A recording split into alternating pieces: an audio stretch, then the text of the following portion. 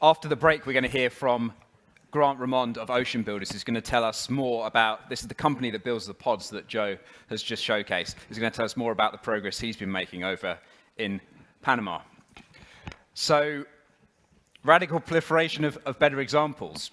We've talked a bit about special kinds of zone with special legal autonomy. We've talked about seasteads.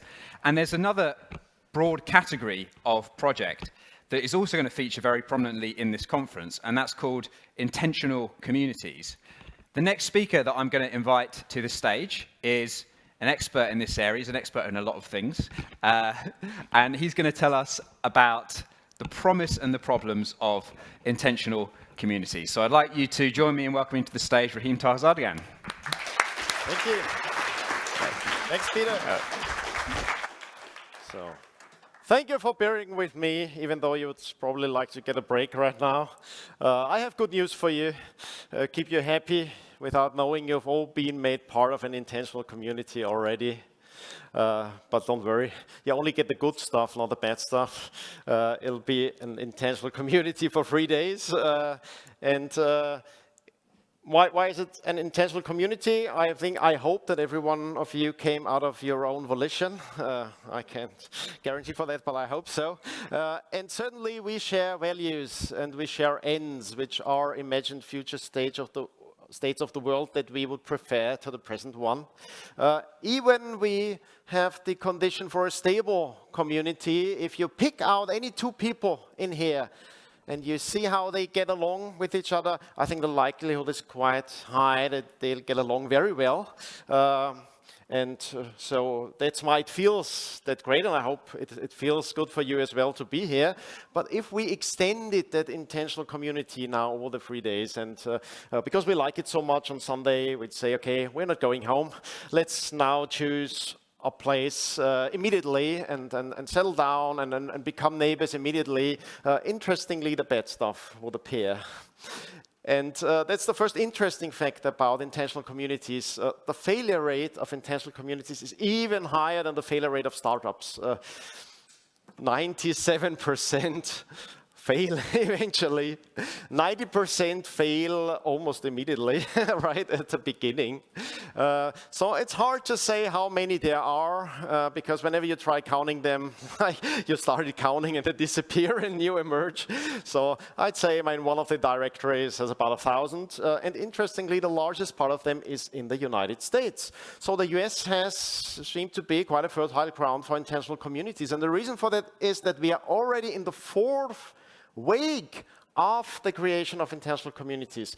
So it's quite some track record. The first wave appeared in the 18th century when we had people seeking pure religious intentional communities to survive in a corrupted outside world. The religious utopias of early, amazingly interesting experiments in living together, of which we can learn quite something. The second wave was then in the 19th century, another religion, but a secular one, socialism. We had the socialist utopias. Interestingly, the US is a very important laboratory, field laboratory for socialist utopias. The third wave started in the 60s. It's the hippie utopias, another re-emergence of intentional communities.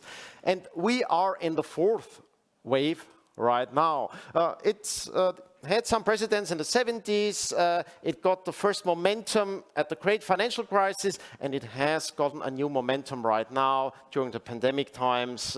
So I've never seen so many in my lifetime, seeing so many intentional communities being created or people wanting to create new intentional communities. They seem very different, these waves. What's the fourth wave? It's people seeking independence from a fragile financial and political order, and they seek that independence within more self-reliant and mutually supportive communities. So that seems quite a different approach. I'm quite optimistic about that last wave, but there are huge similarities to the other waves. And what are the similarities? If you look at these projects, they look alike. They are rural, more agricultural. It's like people seeking a refuge that is in nature, secluded, safe, with sane people, people that think alike more or less, starting new neighborhoods to raise families in particular. And all those different efforts always had a kind of communal property. But the range of communal property goes from full-blown communism to just co-housing. And the first lesson we can get from history is figure out the real preferences of people on this spectrum. And it's a famous argument made by Robert Nozick. Robert Nozick came to the conclusion that the US isn't really the perfect laboratory. There's a much better one. Because in the US, the intentional communities usually were regarded by the majority population as crazies. So you had some social pressure in going there. But there's one place on the planet that was settled by, or meant to be settled by, intentional communities. And if you chose an intentional communities, you got high prestige, so you were encouraged to do so, and it's Israel. Zionism really planned to settle the whole of Israel via intentional communities called kibbutz, or kibbutzim in the plural. And Nozick came to the conclusion, looking at how many people would choose a kibbutz. He said, well, 6% in Israel, and then he made two wrong assumptions. The first one would be, well, let's be generous. It's just 6%, already shows you it's a minority. Let's add another 3%, because probably a lot of people would like to join, but can't because their partner doesn't like it, and so on. I don't buy that argument, because it goes the other way around as well. Of course, so he arrived at 6 to 9% would choose voluntarily a most communist intentional community. Now, if you look at Israel right now, you see what's the second wrong assumption. He didn't look at the tendency, and the tendency was going down at his time. It has arrived at about 1.3% of Israelis still live in kibbutzim. And that's not the most important part. It was not just people choosing to go away from fully blown communism, it was the kibbutzim themselves. So now 3/4 of kibbutzim are not at all communist anymore. They're based on private property, they have market-oriented companies, so they're more like company towns. So you arrive at about 0.3%, and you see how ridiculous the notion is that socialism or communism was in any way related to democracy or something democratic. And then we are frequently attacked as undemocratic by trying to give the 99.7% a chance to choose something else. I mean, how crazy is that? So I think there's already quite something to learn from that preference, but still there is a case to be made for that more communal arrangements. And I tried to explain to you how come. First, it seems to be that people naturally prefer some kind of community. There seems to be a natural human need for community, for belonging, and of course it's always safer not to try to change human nature, but accept it as it is. But the question is, why isn't it just offered community as a service? Why wouldn't entrepreneurs offer that? And of course they do. Of course there are plenty of projects offering community as a service. But interestingly, there are other reasons why there is still space for intentional communities. And that we can see throughout history. If we look early on, we figure out then there was never the kind of free utopia in the past, and there was always a distortion around people making the choices. And one of the biggest distortions, of course, the political one, is that we are all facing political structures which can be described as stationary bandits. So there's quite some plundering, and this plundering leads to a premium on mobility, or for mobility. So there's an artificial increased pressure to become more mobile, and it was so in the past. That's why the biggest wealth in the past was built by mobile networks of merchants. Northern Italy, in the Hansa, and nowadays it's the same. I mean, the easiest way to increase your individual liberty is to become a PT, a perpetual traveler or permanent tourist. But there is a downside to this mobility. And the downside to this mobility is if you want to build up something in the long term, like raising a family, like building industrial production, there seems to be a kind of downside. And that's one of the major reasons why the Hansa was outcompeted by the then emerging financial and industrial centers, which somehow found a compromise with the stationary bandits. And directly related to this distortion is another distortion. The whole incentive structure is distorted. Early on, the earliest entrepreneurs, when the term was invented or found to describe a group of people, they figured out that sometimes the best business is to be made with the stationary bandits and for the stationary bandits. That's just how incentives are. So the earliest entrepreneurs, when the term was used, were actually tax farmers or soldier farmers or war finances and so on. So that's quite a dilemma. You see this bad distortion. And of course, we have that nowadays. What would people associate if they think about community as a service? The company I would think about is WeWork. A bloated mess of a company, and there's one even worse, unfortunately it hasn't failed yet, Meta. That's the kind of thing you think about, and you see, of course, there is some space for more bottom-up intentional communities, because how do you withstand these kind of bad incentives and plunderers, and you still want to create something with a long-term perspective? You need a group of people with a very long-term perspective. And what's one of the success recipes for long-term perspective is having a barrier to entry. So make it costly to take the decision. Of course, financial barriers to entry. Obviously, 100% of intentional communities fail that have no financial barrier to entry. Well, like everyone, let's start a community right away. Everyone who comes can stay and decide with us how to spend the money of someone. But there's a problem. Usually the people able and willing to finance such settlement are not exactly the same people that are willing and able to settle within these communities. So there were some more important barriers to entry, and that's the reason for the importance of religion within the history of intentional communities. Now, religion can be understood as a quite costly barrier to entry within a community, and we see a very high correlation with the success rate of intentional communities with things like celibacy, asceticism, taking vows, and of course, the most successful form of intentional community is a monastery.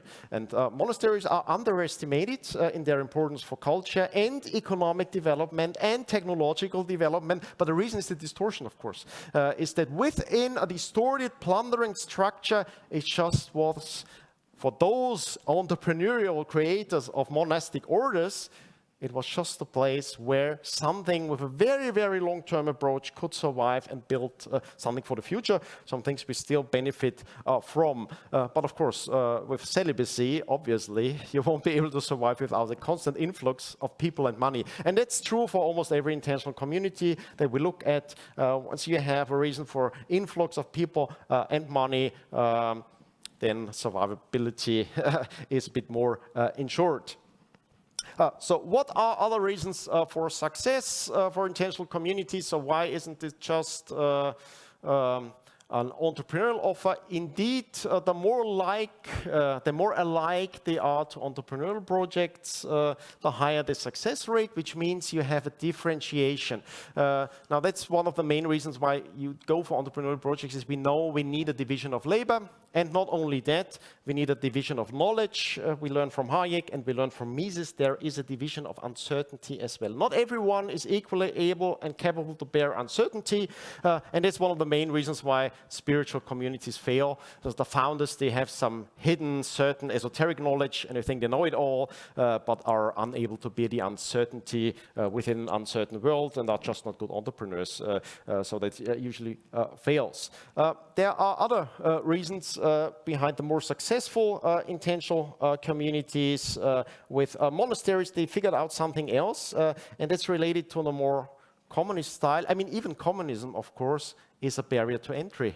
If you look at real preferences, not expressed preferences, the demonstrated preferences of really living a life like that. You give up your property, and then, of course, a barrier to entry is a barrier to exit as well. If you go out, you have to leave back everything that has been built up. But also there's something else we know from psychology, that shared physical activity actually leads to bonding. So shared work, but also shared ritual, shared dancing, shared singing, and so on. That creates bonding and stabilizes intentional communities. So there's quite a lot of things that monasteries got right there. And then even partly they were quite entrepreneurial with a more, let's say, division of labor, division of knowledge, division of uncertainty in cases. Now, what else increases the success? And that's exactly the topic of our intentional community here, parallel structures. If you look at the distortion, then you can appreciate the need for parallel structures. So a lot of people that live in intentional communities, they would enthusiastically tell you about their day-to-day experience. They'd say like, oh, it's so wonderful. I provide the milk for my neighbor, and the neighbor provides the honey for me. Isn't it beautiful? And of course, we'd say, yeah, you discovered something really beautiful. It's not very original. It's trade. And they'd say, no, it's not trade, because we're not using money, and that's why it's so beautiful. And of course, the answer is, no, it's not that you're not using money. It's that it's not taxed, and no one is taking a cut. That's why it feels so nice to be really exchanging value with someone else. So these kind of parallel structures, of course, there are parallel structures. There are parallel structures get cooperation. Then in the financing, of course, you have the parallel structures. The access to credit is and debt is highly unequal to our financial structures right now. So a lot of these projects are just figuring out how to do crowdfunding, how to start cooperatives, and those are parallel structures. And some of the more successful intentional communities, like eco-village called Cedar Moon, they even started out right as projects opposing credit finance structures. So it's just to protect a plot of land. And you see that you feel that there's something distorted. It's a kind of development. It's not just because you're against the development. It's you feel it's ugly, it's destructive, and you want to avoid that. So you try to figure out how to buy the plot of land and do something better with it. And that's actually quite a good reason. And that's a parallel structure as well. What other parallel structures are there that help explain it? Well, partly it's really like overcoming labor laws, for example. If it's like run like a family or cooperative, you have everyone working. One of the most important non-religious intentional communities in the US called Oneida, it actually was transformed over time into a company for silver cutlery, and was then sold to a fund. So that's one of the things. Another one of the more successful eco-villages called Twin Oaks actually is 3 companies, and they make almost $1 million a year. How do they make money? They use the labor of their members to weave hammocks. Ecological, vegan hammocks, of course, but they are quite successful entrepreneurially in a kind of parallel structure, of course. So the best of those figure out how to use parallel structures. And then, of course, the kind of intentional communities that are part of this 4th wave now are Bitcoin citadels, and I'm more involved with those kind of projects, and they're even using a parallel monetary structure here. So I think that's a large part of the reason of the success due to the distorted structure, of course, that parallel structures actually help survive. So I'd say that it's quite close to what Free Cities tries to do. I predict that some of the best places to create intentional communities will be free cities in the future.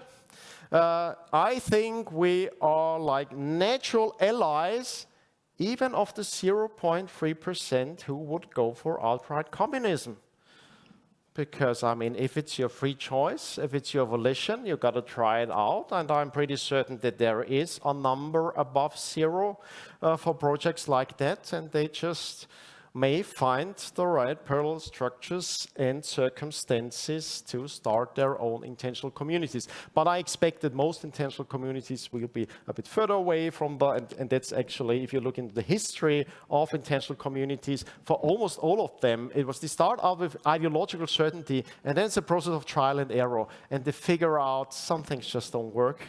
And they reduce the proportion of shared communistic property arrangements and get closer along the lines of a company town, of a co-housing project and residential project. As I said, there are some reasons why it's not just one entrepreneur offering as a service. It may be if we had a perfectly free circumstances, then I would guess the most successful projects would be those just provided as a service by professionals to the division labor, knowledge, and certainty. But I think with the world that we have right now, it's quite obvious why we have a 4th wave of creations of intentional communities, why it has a lot of promise for a lot of people, and why we can continue learning from those experiences, and we'll need to learn a lot from these experiences also for the more anonymous nodes of free cities in the future. So let's look forward to a future of intentional communities and free cities, and I think it's exciting times. We've never seen so much momentum in both fields, and they are natural allies. Thank you for your patience.